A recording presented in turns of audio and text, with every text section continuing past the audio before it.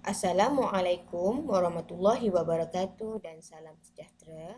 Jumpa lagi anak-anak cikgu dalam subjek Bahasa Melayu tahun 5. Tajuk kita pada hari ini Pusat Transit dan kita akan fokuskan kepada kata nama am. Jom belajar dengan cikgu. Ceria-ceria selalu. Murid-murid boleh buka buku teks dan rujuk muka surat 6. Aktivitinya menyenaraikan kata nama am berdasarkan teks dan gambar dengan menggunakan peta pokok. Sebelum kita membina peta pokok, cikgu akan terangkan dulu apa itu kata nama am. Baiklah murid-murid, kata nama am ialah kata yang merujuk kepada sesuatu itu secara umum.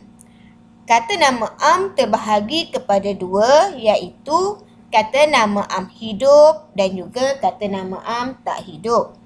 Kata nama am hidup ini boleh merujuk kepada manusia, haiwan dan juga tumbuh-tumbuhan. Manusia seperti raja, anak, cikgu, murid. Manakala haiwan pula seperti kucing, kancil, arnab, harimau, ikan dan sebagainya. Tumbuh-tumbuhan pula kita boleh rujuk kepada bunga, pokok, daun dan sebagainya. Baiklah, kata nama am tak hidup merujuk kepada tempat dan juga benda. Cikgu bagi contoh. Tempat seperti sekolah, hospital, rumah, pejabat. Manakala benda pula seperti meja, kerusi, pensel, pemadam. Murid-murid boleh faham? Nanti kita akan teruskan dengan muka surat 6 lagi.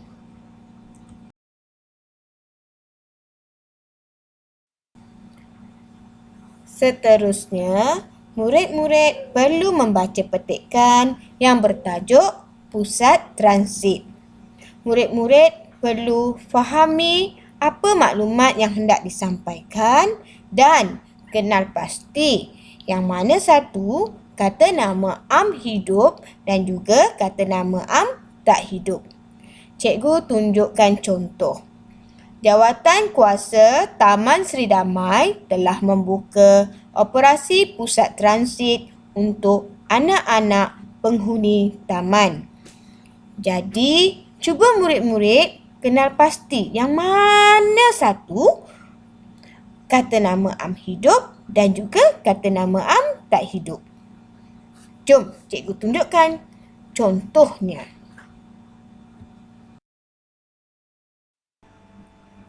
Murid-murid, di sini cikgu telah gariskan kata nama am hidup dan juga kata nama am tak hidup. Contoh, pusat transit. Pusat transit merupakan kata nama am tak hidup yang merujuk kepada tempat. Manakala penghuni taman merujuk kata nama am hidup, iaitu manusia. Sebab penghuni itu adalah manusia. Cikgu harap murid-murid boleh faham dan kenal pasti yang mana satu kata nama am hidup dan juga kata nama am tak hidup.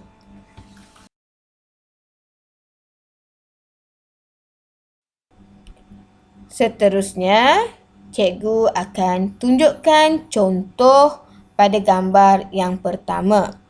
Murid-murid perlu membaca ayat tersebut dan juga melihat gambar untuk mengenal pasti kata nama am hidup dan juga kata nama am tak hidup. Contoh ayatnya, Sofia menaiki van sekolah ke pusat transit. Van sekolah adalah kata nama am tak hidup yang merujuk kepada benda. Begitu juga dengan pusat transit. Mari kita tengok gambar. Pada gambar itu ada burung, kucing yang merujuk kepada kata nama am hidup.